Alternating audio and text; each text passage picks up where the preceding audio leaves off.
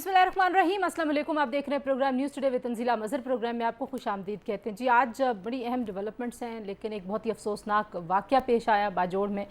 JUI का एक convention था, वर्कर्स कन्वेंशन, जिसमें उनके अहम रहनुमा कुछ मदऊ थे जो नहीं जा सके और कुछ मौजूद थे, और अब तक अफसोसनाक नंबर सामने आ रहा है। 35 के करीब अफराद के जाँ बहक होने की तस्दीक की जा रही है, और बहुत सारे जो ज़ख्मी हैं वो उनकी जो हालत है वो तशवीशनाक है। तो एक तो ये बहुत ही अफसोसनाक वाक़या है। उसके बाद अगर हम पाकिस्तान के दीगर मामलात की तरफ नज़र दौड़ाएँ तो आज एक बड़ी अहम शख्सियत पाकिस्तान पहुंची हैं। चाइना के जो नायब वज़ीर आज़म हैं वो पाकिस्तान के दौरे पे आ रहे हैं। CPEC एक बहुत ही अहम मंसूबा, उसके 10 साल मुकम्मल हुए। अगरचे जो हमने टारगेट्स अपने तय किए थे इस मंसूबे को लेके, जो हमने इकनॉमिक जोन्स बनाने थे, जितनी पाकिस्तान को इसका पोटेंशियल इस्तेमाल करना था वो रफ्तार नहीं रही। और आज शहबाज शरीफ साहब ने उसकी बहुत सारी ज़िम्मेदारी पाकिस्तान तहरीक इंसाफ की हुकूमत पर डाली है और उनकी पॉलिसियों पर डाली है। और क्योंकि पाकिस्तान तहरीक इंसाफ के चेयरमैन के धरने और उनके प्रोटेस्ट की वजह से माजी में जो चाइनी सदर हैं उनका दौरा मुलतवी कर दिया गया था, तो ये भी एक आप कह लीजिए कि एक बिटर मेमोरी के तौर पर खान साहब के जो उनके ऊपर इल्ज़ामात हैं उस फहरिस्त में ये भी एक चीज़ है। बहरहाल जी, नायब वज़ीर आज़म यहाँ पे आए हैं, CPEC की 10 साला तकारीब हैं, उनमें वो शिरकत करेंगे। उम्मीद की जा रही है कि वो गवादर भी जाएंगे और वहाँ पे जो प्रोजेक्ट्स हैं उनका विज़िट करेंगे।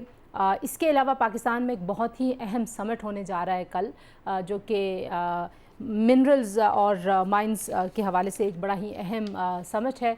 पाकिस्तान मादनियात से माला माल और वसाइल से माला माल एक मुल्क है। पाकिस्तान में सिंध की एक कमी रही है, और अगर ये आज जो इनिशिएटिव्स लिए जा रहे हैं इनके बारे में ये खुशगुमानी रखी जाए कि ये सिंध का तयन हो रहा है, तो अगले चंद सालों में इनके समरात सामने आना शुरू हो जाएंगे। उसके बाद जो एक बहुत ही अहम मामला है उस पर बात हम आज के प्रोग्राम में करेंगे बहुत तफसील से। मौजूदा हुकूमत के जाने में कुछ दिन रह गए हैं, और मौजूदा हुकूमत की जो मुद्दत है वो अब मतलब हफ़्तों की बात नहीं रह गई, अब वो दिनों में गिनती शुरू हो जाएगी। कल से परसों से अगस्त का महीना जैसे शुरू होगा। लेकिन बहुत उजलत में बहुत सारी कानून साजी हुकूमत करने की कोशिश कर रही है, और शायद पाकिस्तान में ये तारीख़ में इसके हक़ाइक़ और शवाहिद मौजूद हैं कि पाकिस्तान की सियासी जमातें वक्ती मसलहत के तहत ऐसी कानून साजी माजी में भी करती रही हैं, इंक्लूडिंग नैब के कवानीन के जो बाद में उनके गले का फंदा बन जाती हैं। ये तमाम की तमाम जो दस्तावेज़ात हैं, ये जो इनके ऊपर सिग्नेचर करते हैं और उनको पास कर देते हैं। ऐसा ही एक मुजवज़ा कानून आज सेनेट में ज़ेर बहस आया जी, जो कि पुरतशद्दुद इंतहा पसंदी की रोकथाम का बिल था, और उसको ड्रॉप कर दिया चेयरमैन सेनेट ने। बहुत ज़्यादा उस पर तनकीद की गई। जिन शख्सियात उन पर तनकीद की गई उनमें से वो आज हमारे प्रोग्राम में भी कुछ शरीक हैं। इत्तेहादी जमातों को नहीं लिया जाता एतमाद में, ये कहा अख्तर बजिंजो साहब ने, जो कि बलूचिस्तान के बड़े अहम रहनुमा हैं, और उन्होंने गिला किया पाकिस्तान मुस्लिम लीग नवाज़ से। पाकिस्तान पीपल्स पार्टी के लोगों ने और ख़ुद पाकिस्तान मुस्लिम लीग नवाज़ के सेनेटर इरफान सिद्दीकी साहब ने भी इसकी शदीद मुखालफत की, और उन्होंने कहा कि इतना बड़ा इसका एम्बिट है कि इसमें कोई भी कल धर लिया जाएगा और ये सबके गले का फंदा बनेगा। मैं सिर्फ उसका जो मतन का इब्तदाइया वो पढ़ देती हूँ, और उसके बाद हमने इस पर डिटेल में डिस्कशन करनी है जी। इस बिल के मतन के मुताबिक पुरतशद्दुद इंतहा पसंदी से मुराद नज़रियाती अकायद, मजहबी और सियासी मामलात में ताकत का इस्तेमाल और तशद्दुद है। इसके अलावा इसमें फ़िरका वारियत की खातर धमकाना या उकसाना, फ़िरका वारियत की ऐसी हिमायत करना जिसकी कानून में मुमानियत हो, पुरतशद्दुद इंतहा पसंदी में शामिल किसी फ़र्द या तंजीम की माली मुआवनत करना, तशद्दुद और दुश्मनी के लिए उकसाना भी शामिल है। और मुजवज़ा बिल के मुताबिक शेड्यूल में शामिल शख्स को तहफ़्फ़ुज़ देना, पनाह देना पुरतशद्दुद इंतहा पसंदी है, और इसकी पुरतशद्दुद इंतहा पसंदी को की तारीफ़ करना, यानी कि उसको मज़ीद तरवीज देना, और इसके लिए मालूमात फैलाना भी पुरतशद्दुद इंतहा पसंदी है। इतना वास्ट एक एम्बियंस, उसके सारा का सारा एम्बिट इसमें डाल दिया गया है। मेरे साथ जो मोअज़्ज़ज़ मेहमान मौजूद हैं उनके पास ये इशूज़ लेके जाएंगे जी। हमें ज्वाइन करें सेनेटर कामरान मुर्तज़ा साहब, जो कि साबिक़ सदर सुप्रीम कोर्ट बार के, और उन्होंने इत्तेहादी जमातों का सेनेटर होते हुए इसकी आज मुखालफत की। बहुत शुक्रिया सेनेटर साहब, और JUI के आप रहनुमा हैं, और हमारी तरफ से सबसे पहले तो आपकी जमात से और आपके जो वर्कर्स हैं उनसे बहुत ज़्यादा ताज़ियत। बहुत ही ایک افسوسناک واقعہ آج پیش آیا آپ کی جماعت کے کنونشن میں. ہمارے ساتھ موجود ہیں جی سینیٹر ہمایوں محمد صاحب. راستے میں ہمیں تھوڑی دیر میں جوائن کر لیں گے, ابھی ٹیلی فون لائن پر موجود ہیں. سینیٹر صاحب بہت شکریہ. اور سینیٹر گیان چند صاحب ہمارے ساتھ موجود ہیں, سینئر رہنما پاکستان پیپلز پارٹی کے. آپ تینوں کا شکریہ. کامران مرتضیٰ صاحب, سب سے پہلے آپ کی طرف ہی آتی ہوں. بہت اہم معاملات کے اوپر لیجسلیشن میں جن کے دور رس اثرات مرتب ہو سکتے ہیں, اور ماضی میں ایسی قانون سازی پاکستان میں ہوتی رہی ہے اور اس کا شکار سیاسی جماعتیں بنتی رہی ہیں. بنیادی طور پر آپ کے ذہن کے مطابق, اور آپ نے یہ پڑھا اور آپ ایک قانون دان ہیں, اب کیا وجہ آپ کو نظر آ رہی ہے اس طرح کی قانون سازی کی, اور کیوں ضرورت ہے جب ہمارے پاس پہلے سے قوانین موجود ہیں؟ دہشت گردی کے لیے ہم نے خصوصی عدالتیں بھی قائم کی ہوئی ہیں, تو کیوں ضرورت پیش آئی اس بل کی؟ دیکھیے, دو تین باتیں ہیں اس میں. پہلی تو بات ایک اصول سے ہے کہ جب کسی جماعتوں کی حکومت ہے, بھلے یہ محکمہ کسی اور کے پاس ہو, مگر اس کا جب ملک کی زندگی پہ ایک اثر ہے قانون سازی کا, تو بغیر جماعتوں کو اعتماد میں لیے کوئی اس طرح کی قانون سازی نہیں ہونی چاہیے. یہ دھڑا دھڑ قانون سازی, اور اس میں صرف ہم بیٹھ ہو جاتے ہیں اور آپ صرف ووٹ کرنا, تو یہ ووٹ کرنے والا جو معاملہ ہے, بہت ساری اور بھی غلطیاں بہت سارے معاملات میں شاید نکل پائیں, مگر بعض غلطیاں ایسی ہوتی ہیں کہ وہ ڈائجسٹ نہیں ہوتی. جیسے اس دن 230 پہ الیکشنز ایکٹ پہ معاملہ آ گیا تھا, وہ ڈائجسٹ. آج یہ معاملہ آ گیا فنڈامنٹل رائٹس ڈائریکٹلی ہٹ ہوتے ہیں, اور بڑی ویگ قسم لیجسلیشن جس کی مرضی کرے میں پندہ ڈال دی تھی. اور پھر اس میں ایک آدھ سیکشن ایسی بھی ہے جو حوالوں سے پرابلم ہے, اور یہ جن دوستوں نے اس کو ڈرافٹ کیا ہے بہت میرا خیال ہے کہ میں اس میں اور زیادہ نہیں کہتا, کیونکہ پھر دوست ناراض ہو جاتے, کہتے ہیں کہ جی آپ ذاتی تعلقات کا بھی خیال نہیں کرتے. مگر یہاں بات ذاتی تعلقات کی نہیں ہوتی, بات کو ریپرزینٹ کر رہے ہوتے ہیں, اور جب ریپرزینٹ کر رہے ہوتے ہیں, پارٹی کو ریپرزینٹ کر رہے ہوتے ہیں یا کسی کانسٹیٹوئنسی کو ریپرزینٹ کر رہے ہوتے ہیں, تو ہم نے اس کا خیال کرنا ہوتا ہے, اس کا کیس لے کے, اس کا مقدمہ لے کے آگے آنا ہوتا ہے. آج تو کلیئر جو ہے وہ ڈیفیٹ اس پہ گورنمنٹ کو ہونی تھی. اس میں اگر وہ ووٹ کے لیے پٹ کر دیتے, مگر وہ میرا خیال ہے چیئرمین ان کو بچا گئے ہیں. ورنہ یہ جو اگر اس کے اوپر وہ سینس آف دی ہاؤس لے لیتے, تو ہاؤس ان کے ساتھ نہیں تھا. پھر اس کو لے کے تو انہوں نے ہاؤس سے نکال لیا. پہلے تو کہا میں ڈراپ کر رہا ہوں, اب ڈراپ کرنے کا کانسیپٹ نہیں ہے, ڈیفرمنٹ میں بدلی ہو گیا. تو یہ جو کچھ ہوا وہ ٹھیک نہیں ہوا. اور ٹھیک ہے, میں جو اس کی مندرجات ہیں کچھ بل کے, میں اس کی طرف بھی واپس آؤں گی, لیکن گیان چند صاحب, یہ آپ کی جماعت کے رکن ہیں, ممبر ہیں, جو کہ وزیر مملکت ہیں, جنہوں نے یہ پیش کیا, تو کیا پاکستان پیپلز پارٹی کی پالیسیز کو سمجھا جائے؟ بہت سارے لوگ صرف نون لیگ سے گلا کر رہے تھے, کیا آپ کی جماعت جو ہے وہ اس طرح کی لیجسلیشن میں آن بورڈ ہوتی ہے؟ یہ کامران صاحب اور آپ بہتر جانتے ہیں, ہمایوں صاحب بھی, کہ ڈرافٹ کرنا بل اور بل کی انٹینشن کا طے ہونا اور بل کی ضرورت, یہ ایسے معاملات ہیں کہ جس میں اتفاق رائے کے بغیر اگر آپ پیش کریں گے تو یہی کچھ ہوگا جو آج ہوا. دیکھیں, میں سمجھتا ہوں کہ اب جن حالات میں یہ گورنمنٹ چل رہی ہے, ہماری اسمبلیاں چل رہی ہیں, ملک کے جو حالات ہیں وہ ذرا الگ قسم کی صورتحال بنی ہوئی ہے. اس میں ہماری پارٹی کا تو جنرلی موقف تو یہی رہا ہے کہ بھئی جو بھی ڈیو پروسیس ہے اس کو فالو کیا جائے. لیکن جب اب یہ اسمبلیاں اپنا ٹینیور پورا کرنے جا رہی ہیں, تو کہیں کچھ بلز کی ضرورت ہے کہ ان کو پاس کر کے, جو نیشنل اسمبلی سے آ چکے ہیں ان کو پاس کر کے جانا چاہیے. لیکن ہماری پارٹی کی ان جنرل یہ پالیسی رہی ہے, اور ہمیں ہمیشہ زور دیتے رہے ہیں کہ جو بھی لیجسلیشن ہو وہ تھرو پروسیس ہو. خاص طور پہ کم از کم اس کو 1 دن 2 دن دینے چاہیے کہ وہ کمیٹیز میں جائیں اور اس کو تھارولی ڈسکس کیا جائے. صحیح. کن مخصوص حالات میں اگر کوئی مجبوری ہے کوئی بل پاس ہو جائے تو وہ بھی ٹھیک ہے, لیکن یہ پریکٹس نہیں بننا چاہیے. آپ کی اپنی جماعت کے لوگ بھی اس پہ کافی تنقید کر رہے تھے, اور فلور آف دی ہاؤس بھی اس پہ تنقید ہوئی, اور ہم نے یہ 2 دن قبل بھی دیکھا کہ جب ایک اور طرح کی لیجسلیشن ہو رہی تھی تو رضا ربانی صاحب نے وہاں پہ واک آؤٹ بھی کیا. لیکن سینیٹر ہمایوں صاحب, آپ نے کہا کہ یہ پرتشدد انتہا پسندی کی روک تھام کا بل نہیں ہے, بلکہ یہ पाकिस्तान तहरीक इंसाफ को इलेक्शंस में शामिल होने से रोकथाम का बिल है, ये क्यों लगा आपको? क्योंकि बाकी सेनेटर्स की मैं गुफ्तगू सुन रही थी, वो कह रहे थे ये तो सारी जमातों के खिलाफ है, और इरफान सिद्दीकी साहब कहते हैं इसमें तो कोई भी फंस सकता है, कोई आलिम दीन, कोई मीडिया पर्सन, कोई सियासतदान, मतलब ये किसी को भी पकड़ लेगा। हुमायूं साहब, आप हमारे साथ हैं? हाँ जी, मैं आपके साथ हूँ। सॉरी, मैंने जरा वो ताकि नॉइज ना हो, मैंने जी किया हुआ था। जी। अच्छा, इसमें देखिए, आप सही कहती है कि इसमें कोई भी पकड़ा जा सकता है, सब कुछ हो सकता है। ये इतना ब्रॉड इन्होंने रखा हुआ है कि उसके अंदर चाहे वो मजहबी हो, चाहे वो पॉलिटिकल हो, चाहे वो किसी किस्म के हो। अब देखिए, बात दफा आपको देखना होता है कि जो एक्सट्रीमिज्म है उसके पीछे जो वजूहात होती हैं उनको सामने रख के देखना होता है कि वो क्या चीज है, और जो एक्सट्रीमिज्म नहीं है, जो पॉलिटिकल एक किस्म के वो बातचीत हो रही है, उसका अपने वो होते हैं, उसमें भी आपने देखना होता है।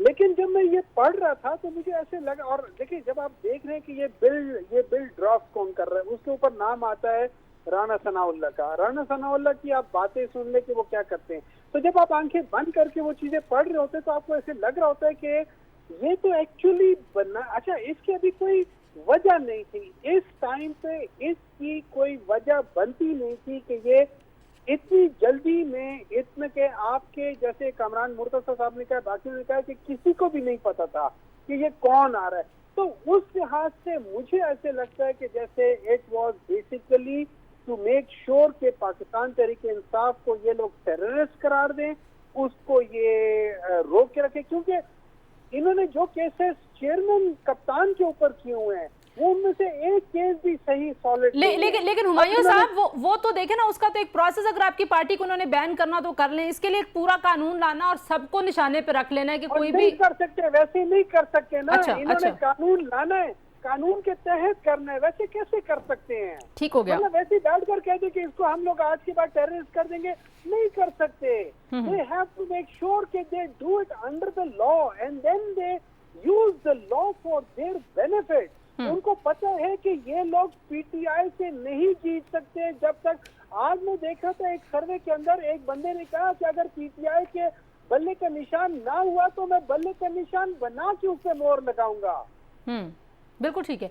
अच्छा, आप ये कहते हैं कि आपको रोकने के लिए, कामरान मुर्तजा साहब, आपको भी लगा कि ये सिर्फ पाकिस्तान तहरीक इंसाफ के साथ आज जो मामलात हैं उसके तनाजुर में ये बिल ड्राफ्ट हुआ है, क्योंकि आपने इसको गौर से पढ़ा और आप ये कहते हैं कि इसमें बुनियादी हुकूक का मामला है, और वो आइनी हुकूक का मामला है जो आइन ने पाकिस्तान के शहरियों को दिए हुए हैं। अब मैं इसके जो चीज़ें पढ़ रही हूँ उसमें एक तो ये कि जो सज़ाएं हैं वो आप देखें 12 माह तक ज़ेर हिरासत रखने की बात हो रही है। जुर्माने तो चलें वो एक अलग चीज़ है। आपको क्यों लगा कि ये बुनियादी जो हुकूक हैं उसकी खिलाफ वर्जी करेगा ये ड्राफ्ट जो आया था? देखिए, आर्टिकल 9 डायरेक्ट ऑफेंड होता है, लाइफ और लिबर्टी की बात है। आप किस तरह से को इस तरह से लेके वो कर सकते हैं 12 मामले के लिए, और बहुत सारी चीजें हैं। और फिर डुप्लीकेशन है, डुप्लीकेशन की जरूरत क्या पेश आ रही है? इसको ये कानून नहीं है, आप कानून बनाते हैं मगर इम्प्लीमेंटेशन नहीं है, हुकूमतों की गवर्नेंस नहीं है। असल चीज को ठीक करना चाहिए, ना कि इस तरह की बातें करनी चाहिए। और ये बात नहीं है कि खुदा न खास्ता पीटीआई को या किसी को उसका निशाना बनाया जा रहा है। वो इसमें एक तो बुनियादी हकूक का मसला, इंसानी हकूक का मसला है, और दूसरा मामला ये है कि इसी की आड़ में है वो एक और 11 उसको जरा देखिएगा, उसको पढ़ के फिर भी आदमी उसको उसकी ड्राफ्टिंग है उसमें सर पकड़ते आदमी। तो अनफॉर्चुनेट बस मैं एक ताली के तौर पे इतना ही कह सकता हूँ कि ड्राफ्टिंग अच्छी है और पता नहीं कहाँ से करते हैं, और इस तरह से रातों रात हम पे क्या हमें ऐसे बिल की जरूरत है? हमारे पास दहशतगर्दी के हवाले से पहले जो लॉज मौजूद हैं क्या नाकाफी हैं? वो है ना एक शेर, खुद को बदलते नहीं कुरान, तो कानून को 100 दफा बदल दे ठीक नहीं होगा, हमको खुद को बदलने की जरूरत है। बिल्कुल ठीक। अच्छा, एक ब्रेक ले लेते हैं, ब्रेक से वापस आते हैं जी। ये बड़ा अहम मामला है कि इस वक्त ज़ाहिर है इत्तेहादी हुकूमत के आखिरी दिन है اور اتنے گلے شکوے ہیں اور اہم ترین جو معاملات ہیں اس کے اوپر اگر نہیں ہے کنسلٹیٹیو پروسیس، یا ہو سکتا ہے کہ اوپر کے لیول پہ ہو اور نیچے نہ ہو. لیکن میں بزنجو صاحب کی بات سن رہی تھی، اب ظاہر ہے وہ لیڈرز ہیں اور کامران صاحب کی جماعت کا بھی یہی موقف ابھی تک سامنے آیا ہے کہ یہ سارا بغیر کسی مشاورت کے یہ چیزیں ہو رہی ہیں. تو اس کی وجہ بنیادی طور پر کیا بن رہی ہے، کچھ اس پہ بات کریں گے بریک کے بعد.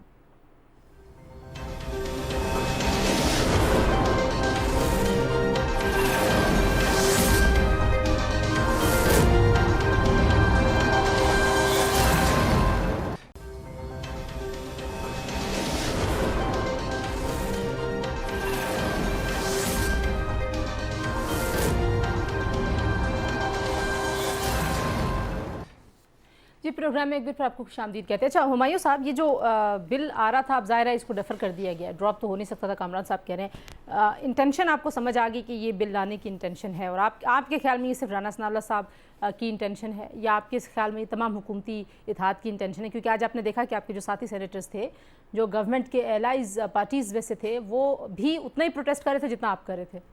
دیکھیے جو مجھے جیسے وہ کہتے ہیں نا آپ نے چیزوں کو فیس ویلیو پہ لینا ہوتا ہے، اینڈ یو بلیو کہ جو بندہ کھڑا ہو کے بات کر رہا ہے وہ جھوٹ نہیں بول رہا. That is the first thing I would presume. ٹھیک ہے، اب اس میں جیسے کامران صاحب کھڑے ہو گئے تھے، جیسے بزنجو صاحب کھڑے ہو گئے تھے، جیسے صدیقی صاحب کھڑے ہو گئے تھے، جیسے شہر رحمان صاحب I don't think so she really spoke about it. لیکن یہ سارے جب کھڑے ہو گئے اور ان لوگوں نے اعتراض یہ کیا کہ بھئی ہم اتحادی پارٹی والے ہیں اور ہمیں پتہ ہی نہیں ہے کہ یہ کب آیا ہوا ہے.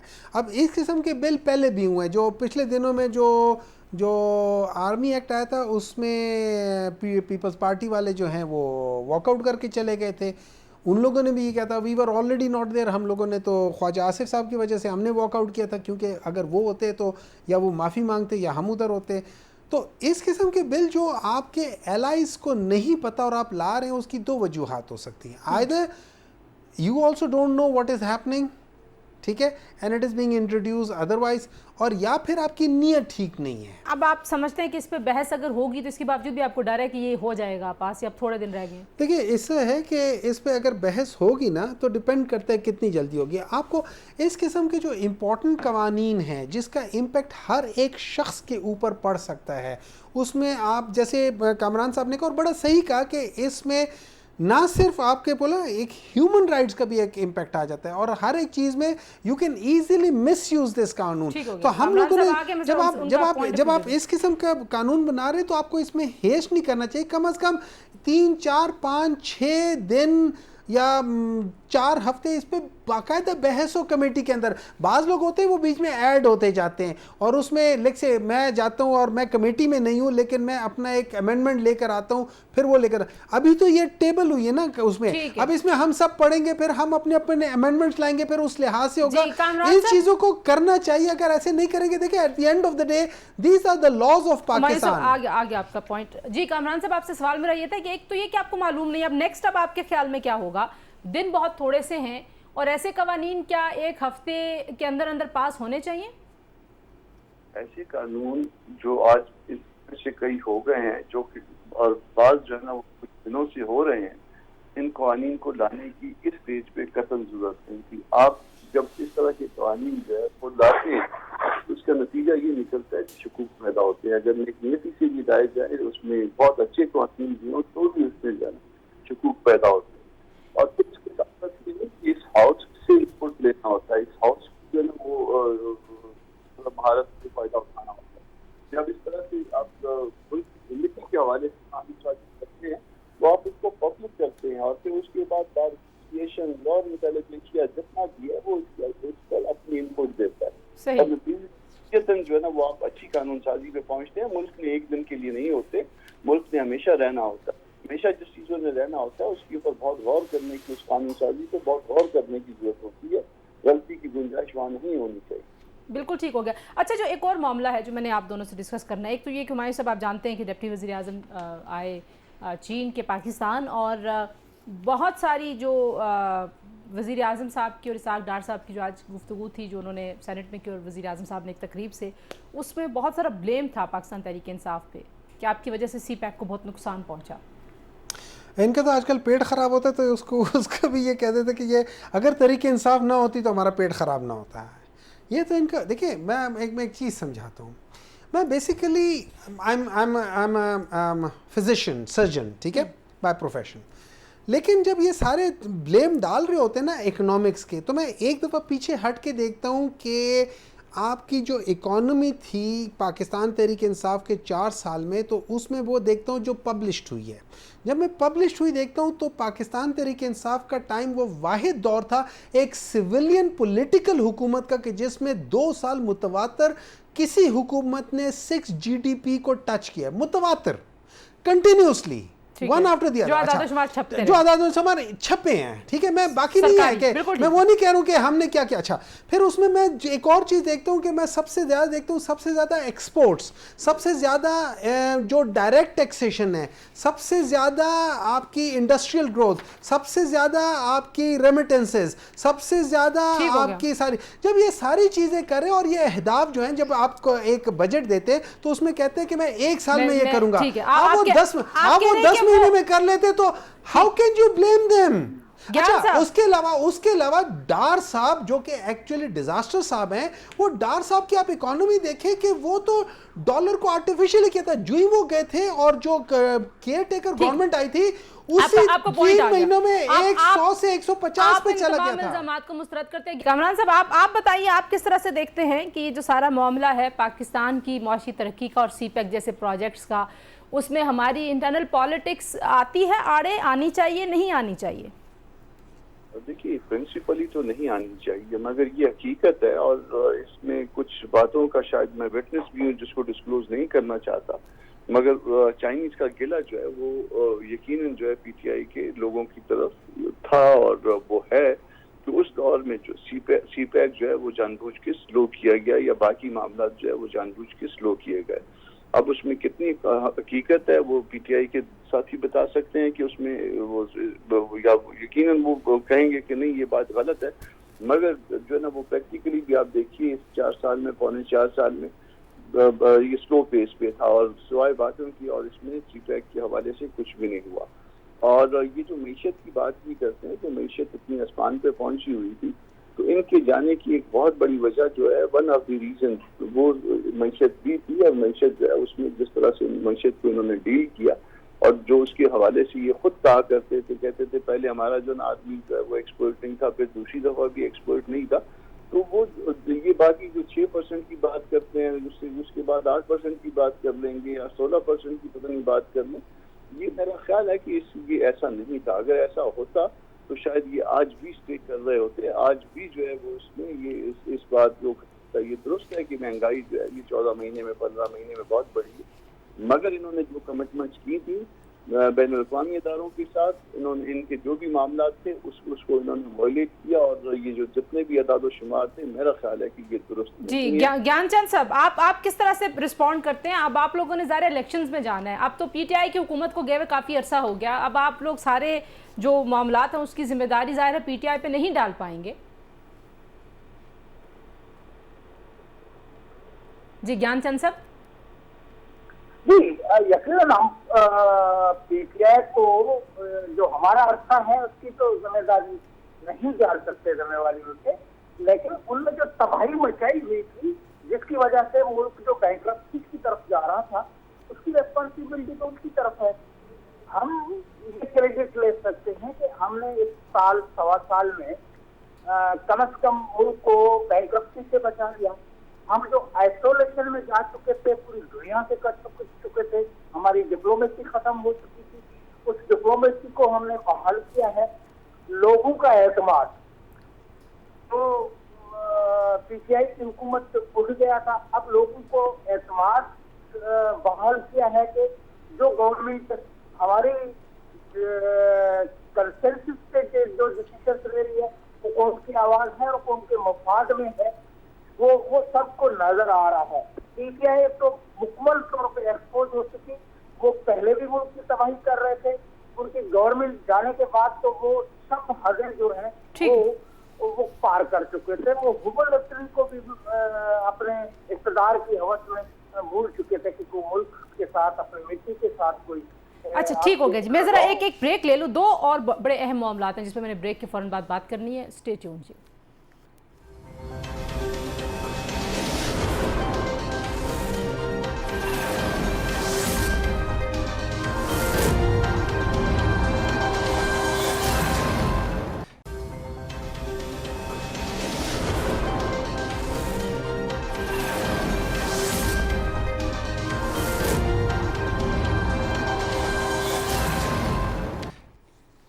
جی پروگرام میں ایک بار پھر آپ کو خوش آمدید کہتے ہیں جی. ایک تو یہ کہ باجوڑ سے جو خبریں آ رہی ہیں وہ بڑی افسوسناک ہیں. سینکڑوں افراد جو ہیں وہ کرٹیکلی انجرڈ ہیں اور ظاہر ہے ایک بہت ہی افسوسناک واقعہ ہے. ایک اور افسوسناک واقعہ پاکستان میں پیش آیا اور ایک 14 سالہ بچی پہ ایک جج کے گھر مبینہ طور پر ان کی اہلیہ کی جانب سے تشدد کیا گیا اور وہ بچی جو ہے وہ زیر علاج ہے, رضوانہ, اور اس کی حالت انتہائی تشویشناک ہے. اس بچی کے زخم جو ہیں اور اس بچی کے زخموں کی جو صورتحال ہے وہ شاید ہمارے معاشرے کی صورتحال ہے. کوئکلی ہمایوں صاحب, کس طریقے سے آپ دیکھتے ہیں ایسے واقعات جب رپورٹ ہو جاتے ہیں تو ہم پھر جاگ جاتے ہیں, لیکن ایسے رپورٹڈ کیسز نہیں ہوتے سینکڑوں کی تعداد میں. ایک تو یہ کہ کم عمر بچوں کو ملازمت پہ رکھنا بچوں کے والدین کی بھی غلطی ہے, لیکن شاید ان کو آپ کہہ دیں کہ وہ جاہل ہیں, لیکن ایک جج تو جاہل نہیں ہو سکتا مبینہ طور پر. اس کے گھر میں جو تشدد ہوا وہ بھی جہالت کا نتیجہ نہیں ہو سکتا. تو کیا کہنا چاہیے ایسے لوگوں کو, کیا کرنا چاہیے اس کے ساتھ؟ آپ کو کس نے کہہ دیا کہ پڑھ لکھ کر انسان جاہل نہیں ہوتا؟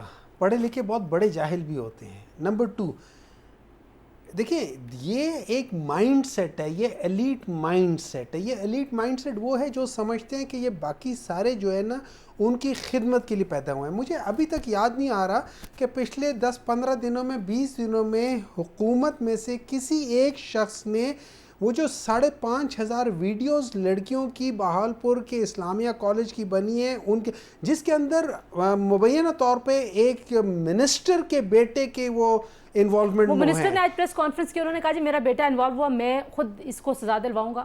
اس کے ظاہر کو تفتیش تحقیق ہوگی نا. اب نہیں, اس میں تشریح ساری سب چیزیں شامل ہیں. ان کے اس کے گھر میں سب چیزیں ہو رہی تھی. دلواؤں گا کیا؟ آپ دیکھ لینا جیسے جتنے بھی وہ جتوئی اور سارے جو تھے نا وہ آخر میں چھوٹ جاتے تھے, یہ ہو ادھر جائے گا. آپ نے کہا ہے کہ وہ بیچارے جو تھے نا وہ جاہل تھے, کہ وہ مجبور ہیں کام کرنے کے لیے اپنے چھوٹے بچوں کو لے کر جانے کے لیے اور ان کو ہر ایک کو کام کرانے کے لیے. کیوں؟ یہ جب ہم کہتے ہیں نا, ابھی پہلے بات ہوئی تھی, سینیٹر گیان چند صاحب نے ایک بات کی تھی کہ یہ چائنا کے خلاف, یہ دیکھیں کپتان نے بڑے صاف طریقے سے کہہ دیا تھا کہ ہم لوگ اس وقت امریکہ سے زیادہ we would like to rely on China and Russia. وہ تو آلریڈی یہ کہہ رہے تھے وہ ہے, تو how can he be against those things? ٹھیک ہے. نمبر 2, ایک پولیٹیکل, اگر یہ لوگ 2014 کا ذکر کرتے تو ایک چیز جو چل رہی ہے اس دوران میں آپ اس کو توڑ نہیں سکتے. ایک مومنٹم ہوتا ہے, اس کو توڑ نہیں سکتے. There are other ways and means of doing that thing. ہم ایک کونے میں بیٹھے تھے, وہ کہیں اور بھی ہو سکتا تھا, آرام سے ہو سکتا تھا اگر کرنا چاہتے. لیکن بالکل ٹھیک بات یہ ہے کہ آپ نے جو ایشو اٹھایا ہے وہ بہت امپورٹنٹ. میں سوال پوچھوں گا جو ہمارے آنریبل چیف جسٹس صاحب ہیں, چاہے وہ ہائی کورٹ کے چاہے وہ سپریم کورٹ کے, اور وہ